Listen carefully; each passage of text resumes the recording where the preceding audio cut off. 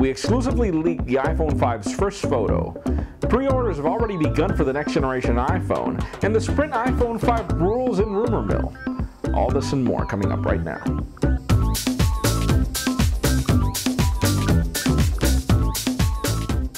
Hello everybody, I'm Jaime Rivera and welcome to the Pocketnow iReview, the show we go through all this week's cool and the not so cool inside the world of Apple's iOS devices. Let's start this week off with the cool. Well, the hottest iPhone 5 news this week actually came from us. This may look to you like a typical sushi bowl, but in fact it's an image that was cropped to make you believe that it was taken on an iPhone 4. And we were able to confirm that it was in fact taken with an 8-megapixel camera instead of a 5. And hey, it was also taken at 1 Infinite Loop, Cupertino, California, so it's definitely confirmed that the image was taken in the Apple campus according to its location data. Now, what's even most interesting here is that the image sensor that took the camera was a 4.3mm image sensor that actually looks more or less like a point-and-shoot sensor than your current smartphone image sensor that we find. Currently, the iPhone 4 has a 3.8mm lens, and hey, it does a really good job at taking photos, so imagine what we could expect from the next generation iPhone 5. We're expecting dates, expecting rumors. So far, the image shows that the device is real, that it's coming, and the specs are actually really good. And speaking of the next iPhone rumors and continuing on with our coverage of last week's leak of a front-facing panel for the N94 prototype of an iPhone, we were also able to confirm that iOS 5 beta brings the FCC ID of the next generation N94 device designator. So our biggest bet is that this will be simply an iPhone 4 with less storage probably, or hopefully Apple will come up with something different in design. But remember, most probably we will get the iPhone 4 in design for the cheap version of the iPhone, and then Apple will use the N93 prototype moniker at least for the next generation iPhone 5. Time will tell. Now, it seems that Sprint has made more iPhone 5 news than any other carrier lately, and on one hand we have a leaked memo that mentions, and this is within Sprint, that the iPhone will be released on the first half of October. And then aside from that, we have another post of a Best Buy document that mentions that Sprint will be getting the iPhone early October, so dates do match up. Now, interesting enough, the coolest news is having the iPhone 5 or 4 on an unlimited data plan network because Sprint offers it. So rumors have it that Sprint will drive sales of the next generation iPhone through unlimited data. So it does seem that things are coming well, though we still don't really know what to make of WiMAX. I don't really see Apple bringing LTE, WiMAX, or even a 4G phone right now. Rumors have it that that'll come until 2012, but again, rumors.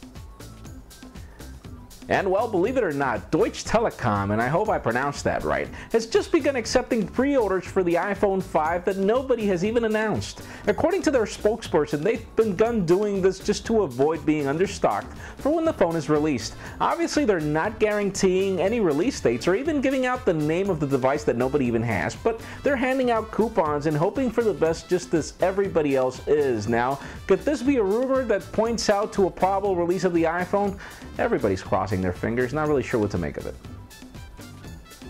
On the software release side, Apple has just released iTunes 10.5 Beta 8 for developers, which seems to enhance iTunes Match, though it's interesting that Apple is not releasing an iOS 5 Beta 8 that goes along with it. And well, rumors have it that Apple even released the version that's already approved for carriers to begin testing the next generation iPhone, and apparently some carriers already have it. But interesting enough, the most important part is that apparently it brings the nuanced speech-to-text technology that everybody's talking about for the next generation device. So interesting enough, hopefully that will be good news. Now, Google also seems to be all over the software front for iOS devices. They've just released an HTML5 version of Google Music service, and we all know why that had to go HTML5 and not obviously on iOS itself. But you know, aside from that, they also released an application for Blogger that a lot of people were waiting for, and they even offered more enhancements for Google Plus in their application in a new release that they just sent out.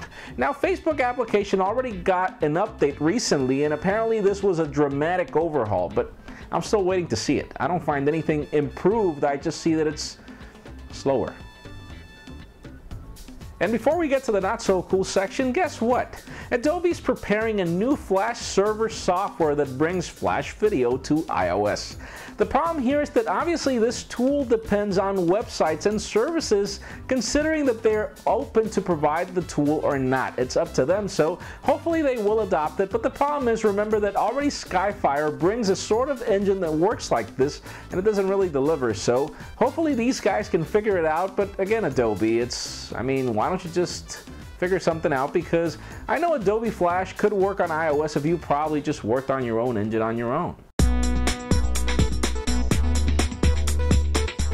Okay, so that does it for the cool. Let's continue on with the not so cool. We were all excited about a recent leak that we were able to pull of an iPhone 5 screenshot that offered 64 gigabytes of storage on the About section, and everything else just screamed iPhone 5. But it ended up being a hoax, sadly. A gentleman from Fort Worth, Texas called Richard Windman was the one that created this. And well, first of all, thank you Mac Rumors for pointing it out. And second of all, shame on you, Richard. Why are you playing with everybody's emotions? People have been waiting for this device since June.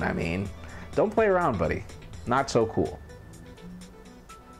That's it for today's show. Thank you very much for watching. I'm Jaime Rivera. Remember to give us a thumbs up if you like what you saw. That's it for now.